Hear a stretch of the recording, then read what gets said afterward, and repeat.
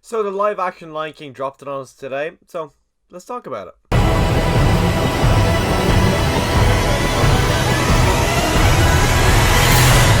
Hi, my name is Ushin and I'm a huge Lion King fan. I literally have 3 copies of the original movie. There's a reason behind this. This one here is because I wanted the box set of all 1 to 3. You can't get them singly. This is the 4K. I wanted to see what it looked like, and I'm collecting all the Disney slipcovers, so I had to get that one. That's the reason. There's no particular reason why I wanted 3. It's just I needed to have 3.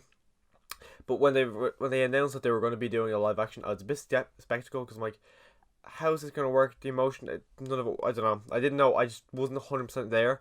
So after seeing it today, I'm happy enough to give you my thoughts now. So let's start actually talking about this movie. So right off the bat, this movie is absolutely gorgeous. It looks so photorealistic, where you actually believe that Disney trained these lions and birds and warthogs to actually do what they've done in this movie. It's unbelievable that this is all done with a computer, that we've gotten to the stage now with CGI that they can physically create all of this. Like, I know we've seen the Jungle Book, but seeing a boy there kind of made me feel like, okay, some of that could be real. But seeing that there's nothing in this, it literally is completely CGI. It is insane that we're able to do that. And as well, Timon and Pumbaa, they were probably my favourite part of the entire movie. Almost everything they said had me laughing. I think there's a few things that Pumbaa said that my entire cinema literally broke out and laughed. When I was rewatching the normal animated one last night in preparation for this movie, I was wondering, how are they going to do the luau scene? Because that's probably one of the funniest things in the original movie. So seeing that they didn't do the luau, I'm not gonna say what they do, but it's a good idea what they did, because they didn't want to copy it.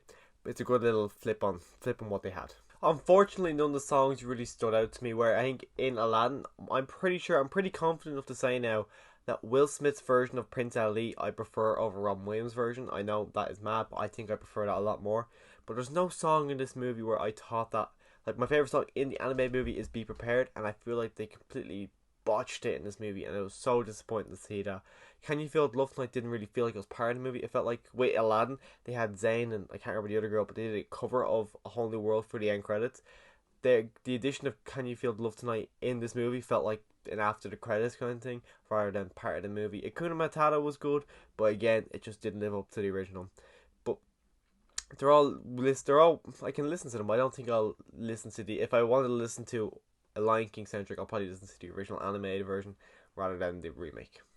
A huge problem I actually really have with this movie is the fact that none of the lions or none of the animals can really show any emotion. So you've got really heart moment scenes where I rewatched just the scene with Mufasa's death after seeing the movie to see the emotion. You see in Simba's face, you see shock, you see fear, you see sadness. But in the movie, the remake, you don't see any of that. You hear it in his voice, but if you look at his face, it's just a bland face, and he's just looking at Scar the same way he has throughout the whole movie. There's just no emotion there. When you see Scar at the start when he's talking to Mufasa, you see just him being disgusted, and you just see him like he doesn't want to talk to Mufasa. In this movie, you just don't see it. You just see a bland face, and it doesn't really work. I think they should have animated the lines a bit more to show a bit more emotion, because I didn't get any emotion from these lines at all. The voice acting in this movie, even though it is all really good, it just doesn't really stick to landing as well as the original movie. Even James Earl Jones, who brings the voice of Mufasa back as he did in the first one. Now he's almost 90 years old, so you understand it, but he just seems so tired, and it's just, you could tell he's gotten a lot older. So I thought in the first movie, in the original, his voice just, it demands the scene whenever he's there, but in this one it doesn't really. So that whole aspect, I think maybe they should have recast him or something, because his voice wasn't quite there. Donald Glover, even though he is very good, I think I still prefer Matthew Broderick's voice.